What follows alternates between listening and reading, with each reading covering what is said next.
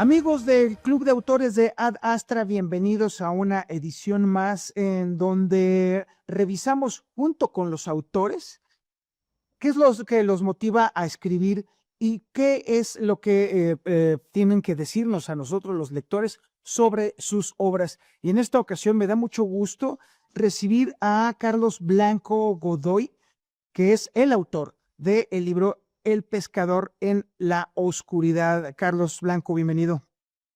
Muchas gracias.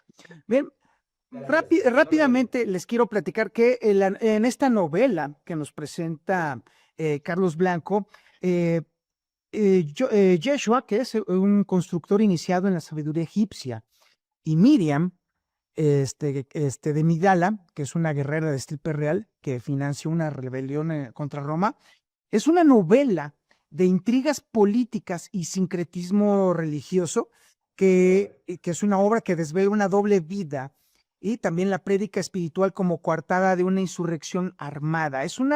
Sinceramente, es una visión muy provocadora sobre cuáles son o sobre cómo son los mitos antiguos que forjaron al Mesías. Y entonces, Carlos, primero quisiera preguntarte precisamente sobre este tema del sincretismo religioso. En tu novela, tú describes cómo los textos sagrados judíos se nutrieron de tradiciones egipcias, babilonias y helénicas, e incluso mencionas a deidades como Marduk, como Osiris, como Dionisio. ¿Cómo fue el proceso de investigación para reconstruir este sincretismo exquisito y además plantear la fe monoteísta? O sea, esta amalgama de mitos antiguos.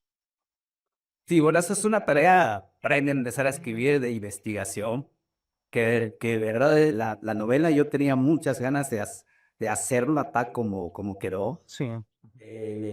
pero eso pues le tuve que dedicar mucho tiempo a la investigación.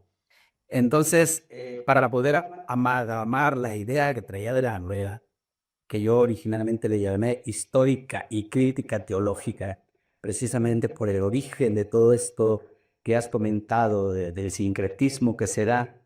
En realidad, un poquito te lo deja ver en las dos Biblias, tanto en el Antiguo como el Nuevo Testamento, te dejan ver que ellos han debido pues de las culturas en las que ellos convivieron. Entonces, lo que yo hago es un poquito, y como parte histórica, es la recreación de lo que existía en esos momentos, lo más vivido, lo que más se conocía con las culturas que ellos tenían mucha relación, como el caso de los griegos, los egipcios, los babilonios, que fueron gente que se muy involucrada en la vida diaria de los judíos. Entonces, eso me da un poquito el paso, me da la mano para poder crear la parte novelística, novelesca, ¿no? Que es lo que comentabas tú, de una insurrección atrás de esa imagen de una persona espiritual, bondadosa, etcétera, pero que atrás también tiene no precisamente como un manejo en sí de eso, pero sí tiene gente que está muy cerca a él, como es Vivian de Magada, que ella se está involucrada totalmente en esa rebelión. Sí. Y particularmente sobre este personaje, Miriam de Migdala, tú la presentas como, no solamente como la compañera de Yeshua, sino también como una descendiente de la realeza egipcia que financia y lidera una rebelión armada en contra de Roma desde las sombras. ¿Qué fue lo que te motivó a darle este rol de líder, guerrera y además de estratega política y que contrarresta fuertemente la visión tradicional? Precisamente justo lo que acabas de decir, Nato, contrarrestar esa imagen que tenemos, una imagen que inclusive ha ido cambiando en los últimos años, Sí. de ser simplemente como se le conocía originalmente como una prostituta que se acercó en algún momento con Yeshua durante su proceso. Sí, y últimamente se ha hablado y se ha descubierto que tenía una participación mayor. Entonces, esa parte de que me inspira a mí relacionarla con la primera persona que se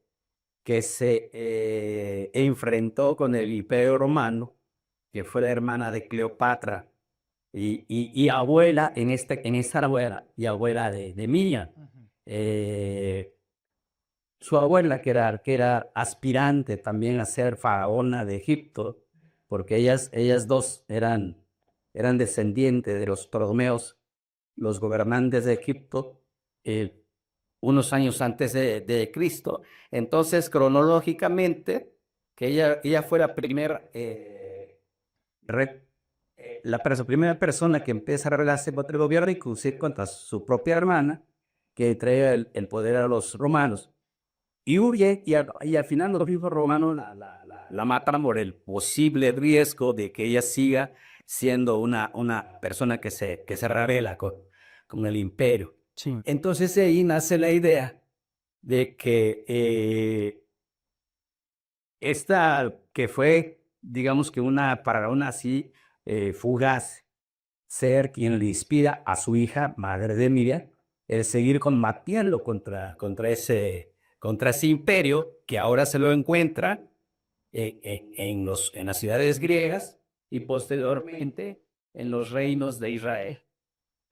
Sí. Ahora, precisamente ahora, dándole un poquito la vuelta al tema de otro gran protagonista, que es precisamente Yeshua, y particularmente sobre su formación. Al protagonista tú lo retratas como un tectón, o sea, un constructor, que adquiere su sabiduría no solo de la tradición judía, sino también de su tiempo trabajando en las obras faraónicas de Egipto y también estudiando en los santuarios de Isis y de Serapis. De alguna manera tú buscas con esto humanizar la figura del Mesías, mostrándolo como un hombre que se construyó a sí mismo a través del viaje y del conocimiento universal. Sí, definitivamente. Por eso es el subtítulo de llamarle crítica teológica, Ujú. porque la novela presenta a Yeshua, eh, hijo de Joseph, que el padre que nosotros conocemos como San José, Sí. y que se le tiene muy, muy relegado en todo el tema bíblico, muy, muy relegado, pero al final de cuentas era el maestro de Yeshua, de Jesús. Entonces, ahí viene la idea de que él es el primer maestro y tiene el conocimiento muy desarrollado con las actividades de esa época y trabajando en Egipto, apoyado por su hijo Yeshua o Jesús.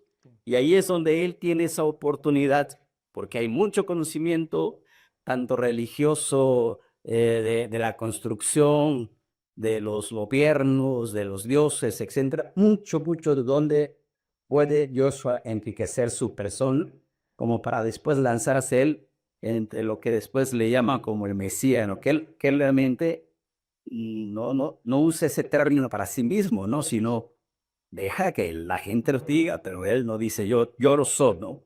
Sino más bien lo dice, tú lo has dicho. Es muy diferente, ¿no? Entonces esa preparación la tomo como parte de demostrar primero que él aprendió de alguna forma, porque hay una etapa que no se conoce de Jesús, cómo se preparó, y esa me da la oportunidad de decirle, aquí fue donde se preparó, y el cómo se fue preparando, todo ese tipo de conocimiento, apoyando a su padre y recibiendo conocimiento también de otros teutones, como él. Al final llega a un nivel fuerte para poder administrar su propio ministerio ya como el Mesías, digamos, que no él no es como que quiere hacer el Mesías, sino más bien quiere ser un guía espiritual para su pueblo que se encuentra, digamos, disperso, un poquito confuso, invadido y fraccionado por varias culturas, etcétera. Entonces, esa es la parte de donde él entra para poderlo unificar, poder dar un mensaje más espiritual, más del alma y más de conocimiento a la gente, que simplemente seguir ideas sobre hierbas, sobre narraciones, sino más bien que la gente tome en cuenta cómo se están formando, de dónde se estaba formando, y aquí y transmitir un poquito a él ese conocimiento que que a la final también pues es secretísimo porque trae su cultura a su pueblo, ¿no? Entonces esa es la idea de por qué Cristo como un ser humano muy desarrollado, con un nivel intelectual mucho más alto del promedio de la gente, y eso es lo que a la gente también se deja encantar por él, ¿no? Sí.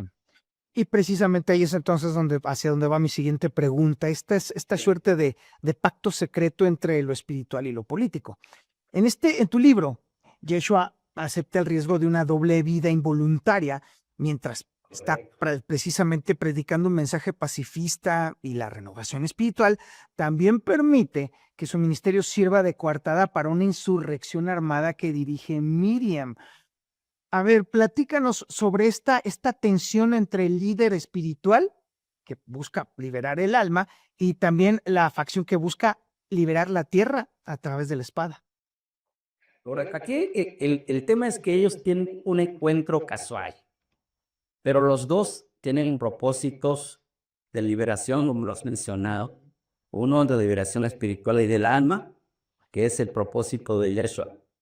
Y la otra es una guerrera oculta, pero está apoyando porque ella es la descendiente de Asinoe, que fue su abuela y que era aspirante a ser faraona de Egipto. Eh, esa, esa, esa, esa amalgama que se da la casual, pero a la vez termina sabiendo cada quien cuál es su rol en esta liberación, en esta tarea. Yo eso sabe, está claro para él, que su pueblo, aparte de necesitar una liberación religiosa, espiritual o del alma, también requiere una liberación del yugo romano. Entonces, ahí es donde acepta, dice, pues hazlo. Simplemente yo no voy a ser líder guerrero ni político, yo sigo simulando esa liberación, yo sigo administrando mi ministerio como Jesús, como lo conocemos. Y te permito y te apoyo que la gente se mezcle aquí, sigo ganando, es mi seguidora, pero sé que muchos de ellos son tus seguidores buscando la libertad eh, física, personal y sobre todo política, quitándose el yugo de encima de un imperio urbano bastante absorbente, ¿no? Sí. Ahora, un tema clave en la forma que tenemos que ver desde el lado occidental este tema de la resurrección, la interpretación solar de la resurrección específicamente que tú planteas. Tu novela sugiere que la resurrección y los ciclos de vida de Yeshua están muy ligados a las alegorías solares y agrícolas, que son similares, por supuesto, a los mitos de Perséfone o el sol invictus. ¿Es tu intención acaso proponer que el cristianismo primitivo fue en esencia una especie de adaptación judía de los cultos mistéricos a la naturaleza y al ciclo del sol? Sí, definitivamente, en mi concepto personal, yo estoy más casado con esa idea de que él quería mostrarle a la gente de cómo manejarse, siguiendo un ciclo solar. ¿Y por qué un poquito? Si vemos las deidades, vemos las culturas, etcétera, todas están relacionadas con el sol. Y hoy en día, aunque no tenemos esa percepción de tener al sol como un Dios, sabemos que es un astro sumamente importante para la vida diaria, ¿no? Para la sobrevivencia, sobre todo por cuestiones de agricultura y la vida diaria, lo repito, ¿no? Es que yo estoy muy casado con esa idea. No soy idólatra, pero pienso que esa idea o esa forma de enseñar de Jesús tenía esa parte oculta que las Biblias no podemos leer de manera visual o abiertamente. Tiene muchos pasajes, tanto el Antiguo como el Nuevo Testamento, tienen muchos pasajes en lo que hay que tenerle mucha interpretación. Y desde mi punto de vista, esa interpretación es Jesús está mostrando o está utilizando el ciclo solar para su enseñanza, ¿no? Pero decirle, no puedes olvidarte de este astro que es parte de nuestra vida diaria. Y mucho lo conocemos hoy en día, los dioses más importantes para los egipcios, que fue donde se preparó Amy Noveland, donde se preparó Yeshua. Los dioses principales fueron 100% solares. Aunque cambiaron de nombre, cambiaron de, de, de faraones que los adoraban, pero finalmente el concepto era el sol, ¿no? Entonces, por ahí es un poquito también, no decirles es que esto es divino, quito esa parte de la divinidad de Cristo y mostrarle una vida divina, lo quito y me voy más a lo más terrenal, ¿no? Y el sol, porque ahí está, eso podemos ver todos. Sí. Sí. Y hablando precisamente de figuras terrenales, ahora quiero abordar el tema de la figura trágica de Simón Cefas, que es Pedro, básicamente. Así es. Hay una diferencia muy marcada de la roca que nosotros nos conocemos a través de la tradición bíblica. Y Simón, de hecho, con él abres tu libro. Es un pescador lleno de dudas, lleno de miedos, y que termina siendo arrastrado prácticamente por eventos que simple y sencillamente no comprende, y lo llevas hasta el tema de su ejecución en Roma. ¿Por qué decidiste resaltar la fragilidad y el arrepentimiento de este personaje en vez de marcarlo con heroísmo? De hecho, el puro autónomo de la Biblia, del Nuevo Testamento, leyendo el Nuevo Testamento y sacando muchos pasajes que hablan de Simón o Sebas, finalmente Pedro, que pasara por todo su proceso. Yo nunca, como una aclaración, yo los personajes los llamo como se llamaban en ese momento, con el lenguaje, el idioma que hablaban ellos, la lengua que hablaban ellos. Yo les doy ese tratamiento. Lo mismo pasa con Cefas, ¿no? Que fue el nombre que en algún momento le transfirieron en lugar de Simón. Entonces, volviendo al personaje, muchos pasajes de la Biblia en el Nuevo Testamento hablan de un personaje así, precisamente débil, inculto, violento, inculto en el sentido de que no lo muestran una persona que no sabía ni leer. Entonces, para el personaje que conocemos hoy, es infinitamente diferente al inicio que al final. Entonces, vuelvo a los pasajes. Muchas veces se le muestra así una persona que su oficio era ser pescador y conocía mucho de pesca, pero no sabía de cultura, no hablaba las dos lenguas que se conocían, como el hebreo y el arameo, él hablaba una sola, que era lo más común. ¿Por qué? Porque la gente, dependiendo de los niveles, hablaba una o la otra o los dos lenguas, ¿no? No sabía leer, su oficio era pues, un oficio no demeritando, pero digamos que era un oficio, sí, que no requería preparación más que experiencia. Esa sí se habla de que sí tenía esa experiencia. Entonces, hasta el final, pues siempre estaba la sombra de alguien. Primero de Yeshua y después de Pablo, ¿no? de otros, no fue un apóstol directo de Yeshua, pero al final Pablo también sigue siendo para él un maestro. Y en algún momento, su maestra, que él no le gustaba porque era, hoy diríamos, misógino, en aquel tiempo no existía el concepto.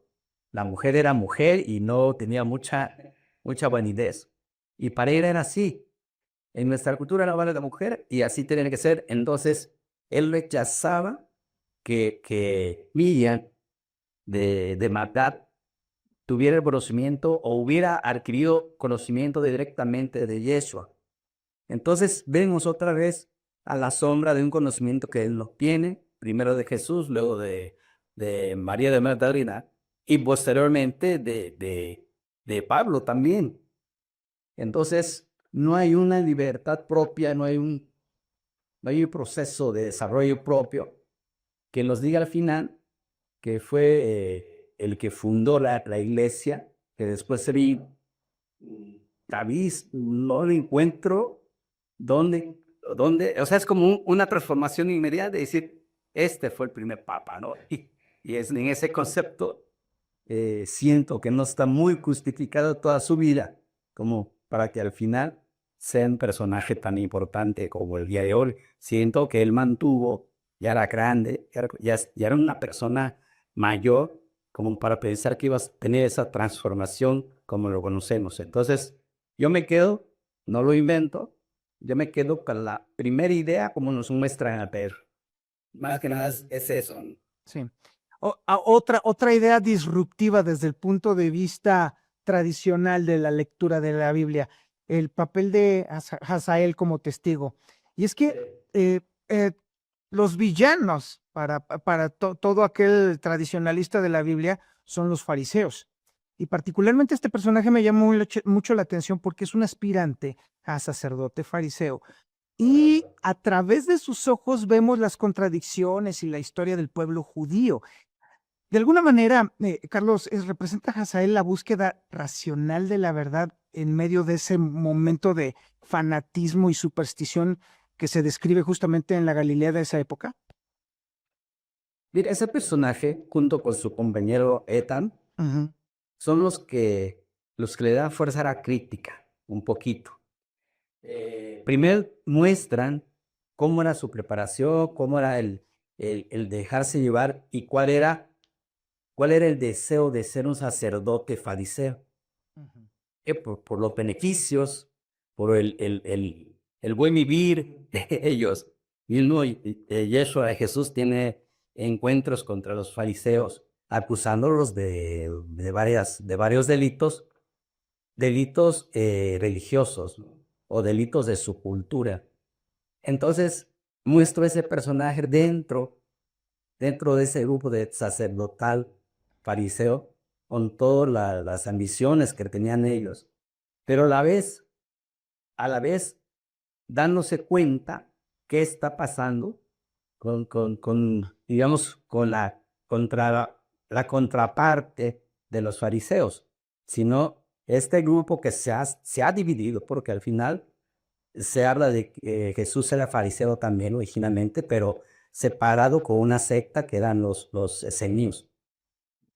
O más bien, se habla de que los esenios, corrijo, se habla que los esenios eran una fracción venida de los esenios, que estaban totalmente en desacuerdo en el manejo de la administración de los templos. Entonces, ese personaje de Asael le da vida a las dos partes y se muestra cómo era un personaje o un sacerdote de, de- de- dentro del fariseísmo y cómo también su preparación y su apoyo por su compañero Israel, que también tiene cultura griega y cultura egipcia por sus vivencias, cómo son críticos, cómo son los ojos y me ayudan a hacer la narrativa y hacer la crítica desde otros ojos, de ojos frescos, digamos, ¿no? Ujú. Como testigo, como lo dijiste hace rato. Y otro personaje que a mí también me parece clave en todo este asunto, Saulo de Tarso. Sí, tú lo escribes, Saulo, que es, bueno, para nosotros los que hemos leído la Biblia tradicional, Pablo, como alguien que tras haber fracasado en la persecución violenta, decide transformar las enseñanzas de Yeshua en una doctrina nueva y más laxa para los gentiles, pues, muy distinta de la intención original del propio Yeshua. ¿Consideras que el mensaje original de Yeshua se perdió o se transformó inevitablemente cuando fue adaptado por Saulo para sobrevivir en el mundo romano en el que todo el mundo vivía? Yo creo que el papel de Saulo fue muy importante en la creación de la iglesia. Jesús nunca menciona tener intención de crear una iglesia ni separar a los judíos para hacerlos cristianos. Nunca lo mencionan, hasta ahorita no hay ningún documento que lo pruebe, ni las mismas, sobre todo el Nuevo Testamento, nunca mencionan que Jesús buscaba crear la cristiandad. Eso no está por ningún lado. Pero tuvo mucho éxito en el momento que se empezó a promover esta nueva idea. Y sobre todo, cuando aparece Saulo, tiempo después de que Jesús ya había muerto, él empieza a reconocer cuál era el mensaje de Jesús o de Yeshua. Y entonces cree o ve cómo está la separación y el fraccionamiento de su propio pueblo. Y cree en el poder empoderar la idea de juntar más gente, de llevar a más gente a los templos, de hacer voz, crecer, pero sí nos hace crecer, pero a la vez los divide porque trae precisamente gente que no es judía, trae gente que son de otras culturas, pueden ser asirios, pueden ser babilonios, pueden ser egipcios, griegos, romanos, inclusive. Y entonces esta gente trae otras ideas, otros dioses. Entonces no se puede quedar con una idea judía, sino es precisamente eso lo que permite crear una nueva corriente y a la vez que esa nueva corriente, pues ya trae una mezcolanza adicional, un sincretismo, trae los procesos tradicionales. Mencionaste la tradición con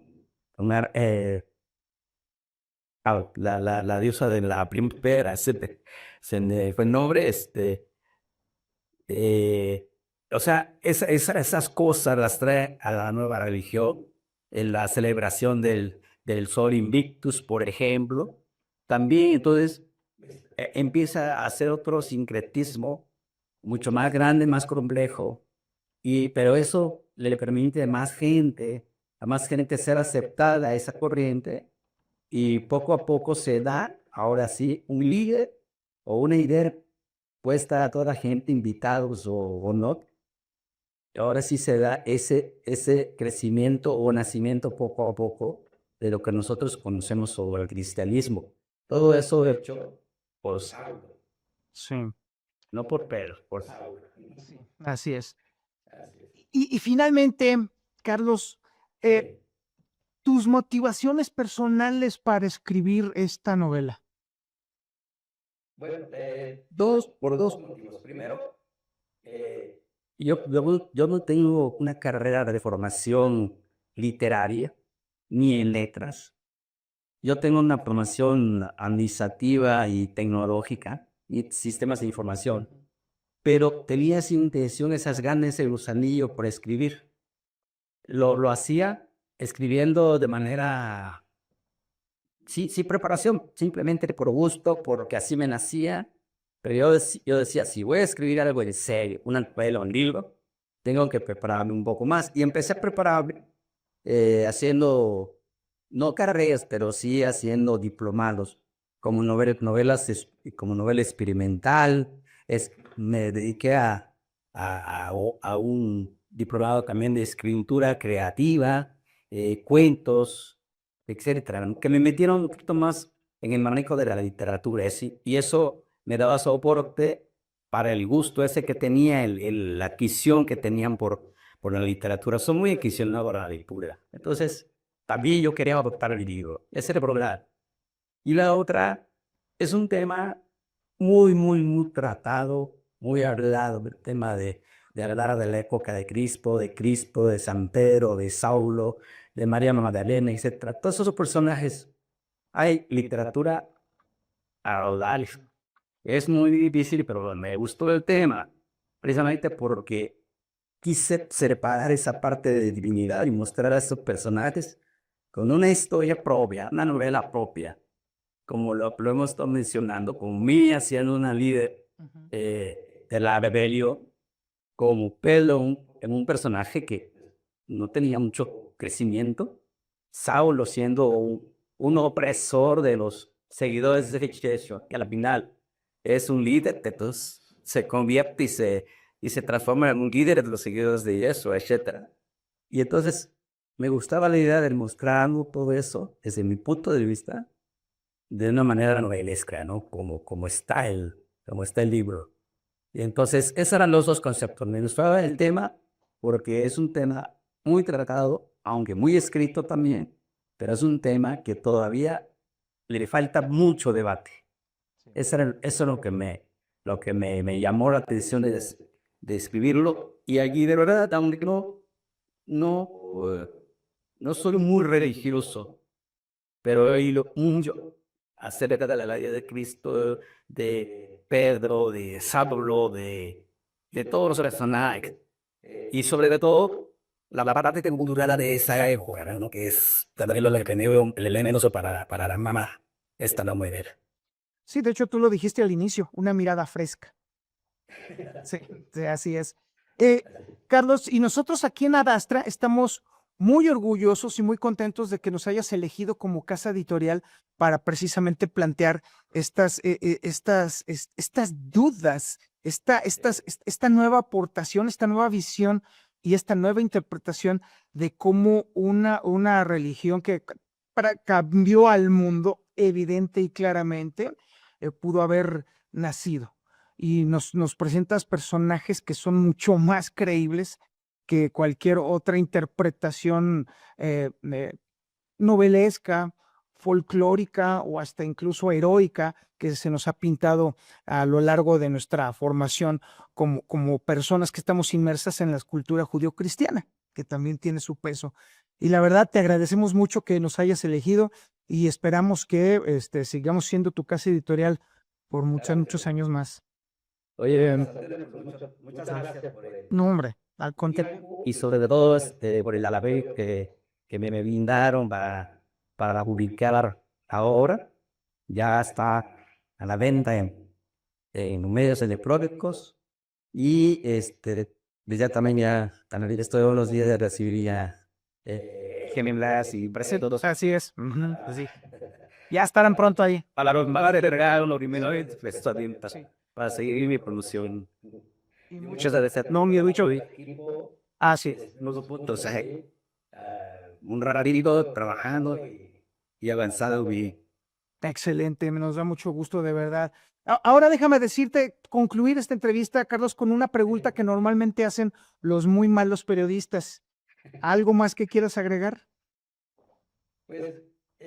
Mire, yo sé que la tesis estaban fuera de difícil, pero, y no tanto la veces, mamá, la cantidad de temas que hay en el mercado literario, ¿no?